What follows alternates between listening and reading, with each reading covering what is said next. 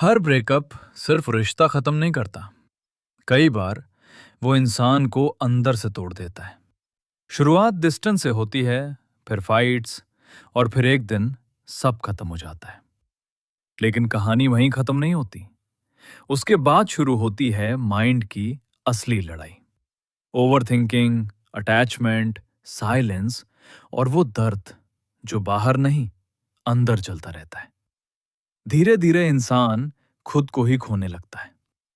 लेकिन अगर इन इमोशंस को सही तरीके से समझा जाए तो यही दर्द इंसान को इमोशनली स्ट्रांग भी बना सकता है।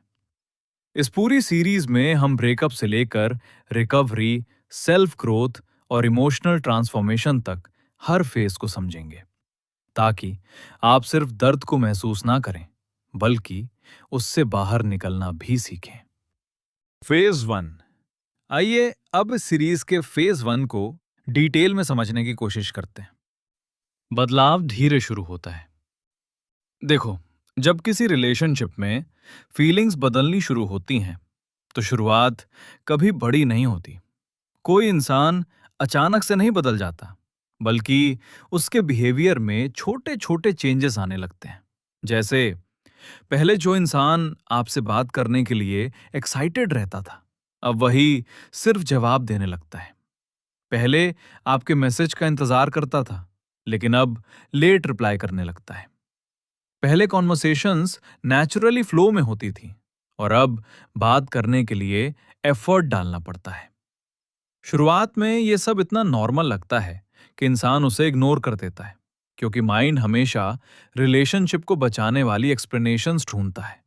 शायद बिजी होगा, या शायद स्ट्रेस में होगा। लेकिन धीरे धीरे यही छोटी छोटी चीजें इमोशनल डिस्टेंस बनाना शुरू कर देती हैं। बिहेवियर फीलिंग्स के बारे में बहुत कुछ बता देता है।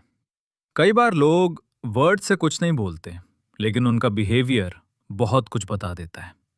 पहले जो इंसान आपकी छोटी छोटी बातें नोटिस करता था, अब उसका इंटरेस्ट कम हो जाता है। पहले आपकी बातें इंपॉर्टेंट लगती थीं, लेकिन अब वो जल्दी कॉन्वर्सेशन खत्म करने लगता है। पहले वो खुद कॉन्वर्सेशन शुरू करता था, लेकिन अब मोस्टली आपको ही कोशिश करनी पड़ती है। और धीरे धीरे आपको फील होने लगता है कि सामने वाला फिजिकली तो मौजूद है, लेकिन पहले जैसा इमोशनली कनेक्टेड नहीं है। और ऑनेस्टली यही चीज सबसे ज्यादा कंफ्यूजिंग होती है, क्योंकि वो इंसान पूरी तरह गया भी नहीं होता और पहले जैसा रहता भी नहीं। फाइट्स अचानक नहीं बढ़ती। अब ये वो समय है जहां फाइट्स होनी शुरू हो जाती हैं। लेकिन फाइट्स भी अचानक नहीं बढ़ती। असल में जब इमोशन स्टेबल नहीं रहते तो छोटी छोटी बातें भी हैवी लगने लगती हैं। पहले जिन चीजों पर हंसी आती थी, अब उन्हीं बातों पर आर्ग्यूमेंट्स होने लगते हैं। फाइट्स भी हमेशा प्रॉब्लम नहीं होती। असल में लगातार चल रही इमोशनल फ्रस्ट्रेशन रिलेशनशिप की शांति भंग कर देती है। और जब रिलेशनशिप सुकून देने के बजाय स्ट्रेस देने लगे, तब समझ जाना चाहिए कि अंदर कुछ न कुछ बदल रहा है।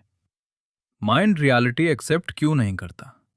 यहां सबसे इंटरेस्टिंग बात यह है कि इंसान बदलाव देखकर भी उसे एक्सेप्ट नहीं करना चाहता। क्योंकि जब हम किसी से इमोशनली अटैच हो जाते हैं तो हमारा माइंड उसकी एक फिक्स्ड इमेज बना लेता है कि वो हमेशा ऐसा ही रहेगा। और जब उसका बिहेवियर बदलता है तो माइंड रियलिटी एक्सेप्ट करने के बजाय एक्सक्यूजेस ढूंढना शुरू कर देता है। शायद मूड खराब होगा, या शायद कुछ प्रॉब्लम चल रही होगी। क्योंकि रियलिटी एक्सेप्ट करना बहुत पेनफुल होता है। रियलिटी एक्सेप्ट करने का मतलब होता है ये मानना कि शायद रिलेशनशिप पहले जैसा नहीं रहा, जो हमें बहुत तकलीफ देता है। एफर्ट कम होना सबसे बड़ा साइन है। देखो, फीलिंग सिर्फ वर्ड से नहीं दिखती, एफर्ट से दिखती हैं। जब कोई इंसान इमोशनली कनेक्टेड होता है तो वो नेचुरली एफर्ट करता है, टाइम निकालता है, बात करना चाहता है, प्रेजेंस दिखाता है। लेकिन जब फीलिंग्स कम होने लगती हैं तो सबसे पहले एफर्ट कम होता है। और ये चेंज इतना धीरे होता है कि लोग उसे महीनों तक इग्नोर करते रहते हैं। क्योंकि उस समय वो बिहेवियर नहीं, मेमोरीज देख रहे होते हैं। उन्हें लगता है कि सामने वाला वही पुराना इंसान है, जबकि रियलिटी बदल चुकी होती है। इमोशनल डिस्टेंस इतना पेनफुल क्यों होता है? ऑनेस्टली, फिजिकल डिस्टेंस उतना पेनफुल नहीं होता जितना इमोशनल डिस्टेंस होता है। क्योंकि फिजिकल डिस्टेंस में कम से कम क्लैरिटी तो होती है, लेकिन इमोशनल डिस्टेंस में इंसान आपके साथ होते हुए भी इमोशनली दूर महसूस होता है।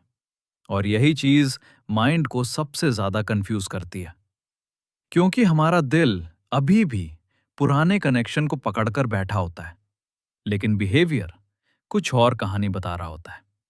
यहीं से शुरू होता है फियर ऑफ लूजिंग। जब आप उस इंसान को साथ होते हुए भी इमोशनली दूर महसूस करते हैं, तो दिमाग में एक डर पैदा होना शुरू हो जाता है कि कहीं मैं इसे खो ना दूं।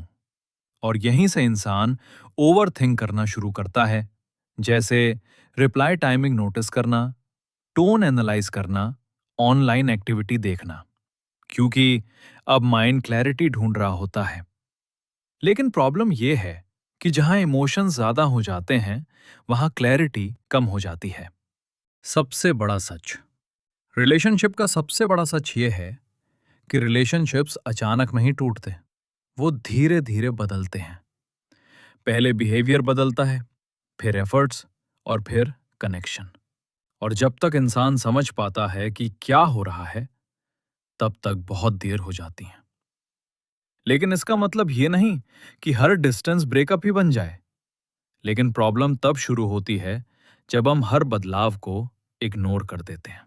इस सीरीज का फेज 1 यही एंड होता है। अगली वीडियो में हम समझेंगे कि ब्रेकअप के रियलिटी बनते ही माइंड शॉक में क्यों चला जाता है, और उस पेन को एक्सेप्ट करना इतना मुश्किल क्यों होता है। अगर ये वीडियो आपको जेन्युइनली हेल्पफुल लगी हो, तो लाइक और शेयर जरूर करें। और ऐसे ही साइकोलॉजी बेस्ड हीलिंग वीडियोस के लिए चैनल को जरूर सब्सक्राइब करें।